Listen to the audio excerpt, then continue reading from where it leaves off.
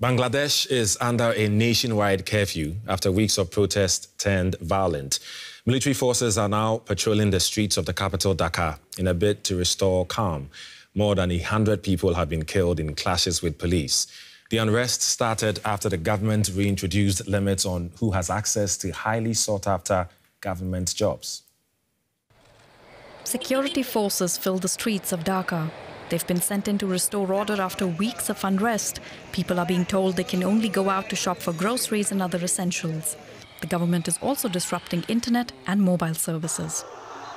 For weeks, students have been protesting against the reintroduction of a quota system that allocates more than half of government jobs to women, minorities and the families of veterans. It's a matter of common sense that over 50% of the jobs can't be given away to quota holders. A normal state can't be run like this.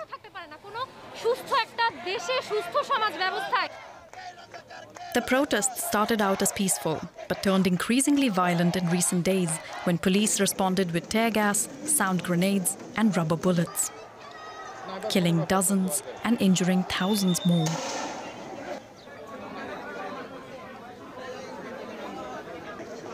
Protesters have burnt vehicles, attacked public buildings and stormed the headquarters of the state broadcaster, crashing their program mid-show.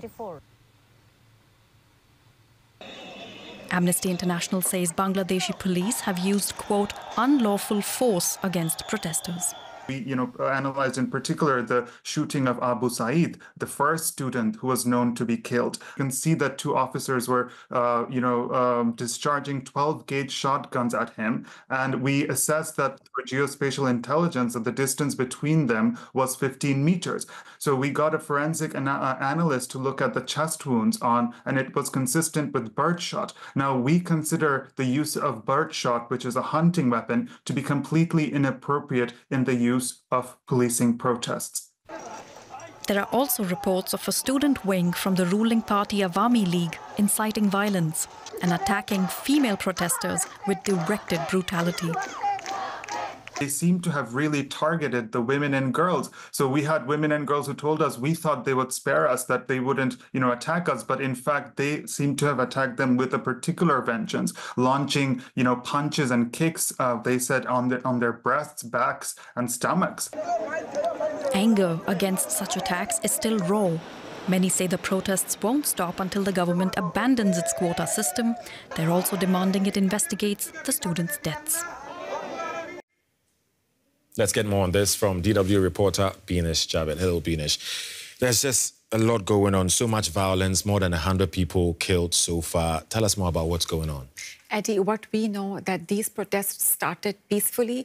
When the court reinstated the quota system, the students opposed that system. They started protesting, but then there was a hard crackdown on these protests by the police, by rapid action battalion, by border guards. So students were fighting, retaliating with all of these forces. Then there were also reports of assaults by a pro-student government body, Chhatra League, that reportedly assaulted students at Dhaka University. And all of this crackdown that the students say was carried out at the behest of the government escalated, students retaliated, and then things got really bad. So bad that we see that thousands of students, injured students, were went to the hospitals, and then many people died. Right, and to make matters worse, we also understand there's a complete internet shutdown. Complete internet shutdown, complete mobile service cut down. Eddie, as reporters, it's so difficult to cover this story. I've been trying to contact activists, journalists in Bangladesh to speak to the protesters.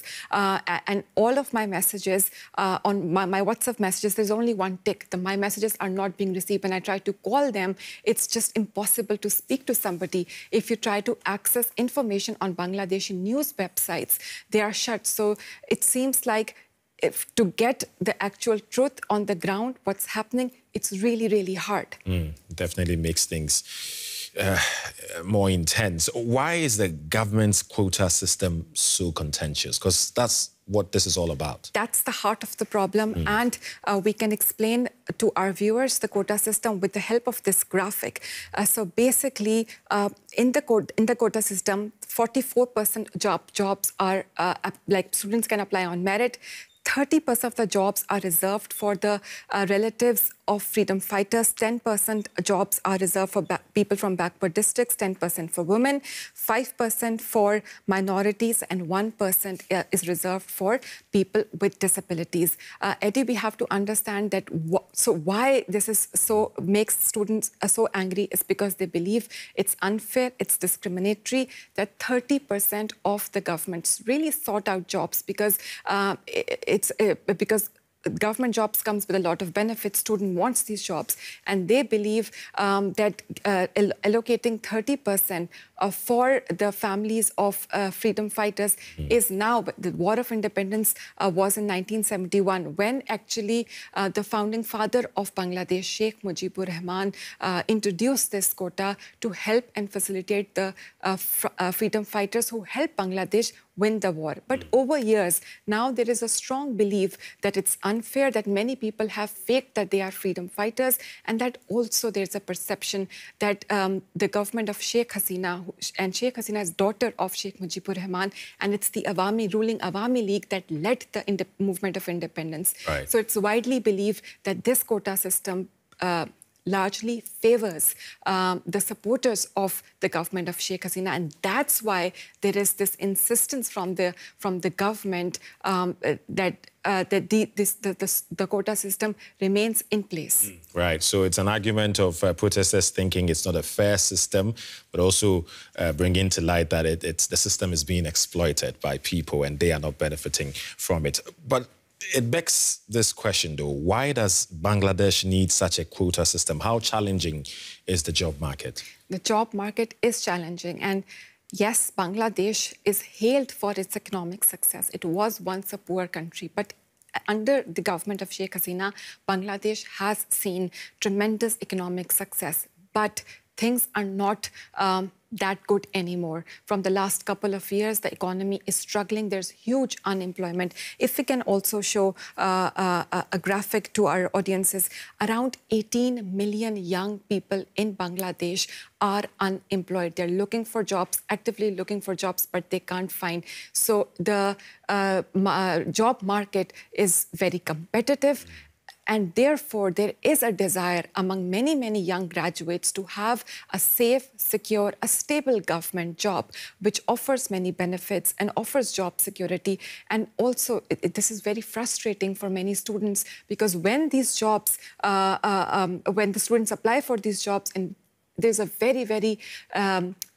very less chance of getting these jobs, and there is agitation, then there's desperation, then there is anger. And that we see right now, that students are adamant that this quota system is unfair and they should be given a fair chance, on merit to apply for these government jobs. Right. DW, we've been covering this for a while. Tell us, how is this playing out online?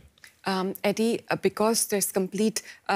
there's the almost like censorship on the coverage in the local media. A lot of Bangladeshi students and people are using social media. On many of the videos that we have done in the last couple of days, we have received over 10,000 comments from people, and we can share some of the comments. Let's have a look at the first comment by Saad Sajjad 406, a YouTube user, and he says, "I'm concerned about my family's safety. Students are protesting for their fundamental rights. It is disconcerting to see how the government has tackled the whole situation." And another user said, "There's no internet in the whole country. I can't contact my family. That is a human rights violation. Where are the international human rights activists?" And another user said, "Students are shot at in our country by order of the government. I feel ashamed to call this country my native land." And Eddie, these are just some of the comments. Right. Many of the users are using hashtag Save Bangladeshi Students. Most of the comments say Save Bangladeshi Students. And there's also a solidarity in the online community. Many people, many young people in Pakistan and India are expressing solidarity with these students. We see comments where people are telling from which part of the country they are, and they are with the Bangladeshi students. Let's see how things unfold. As of now, what we see, both sides seem adamant.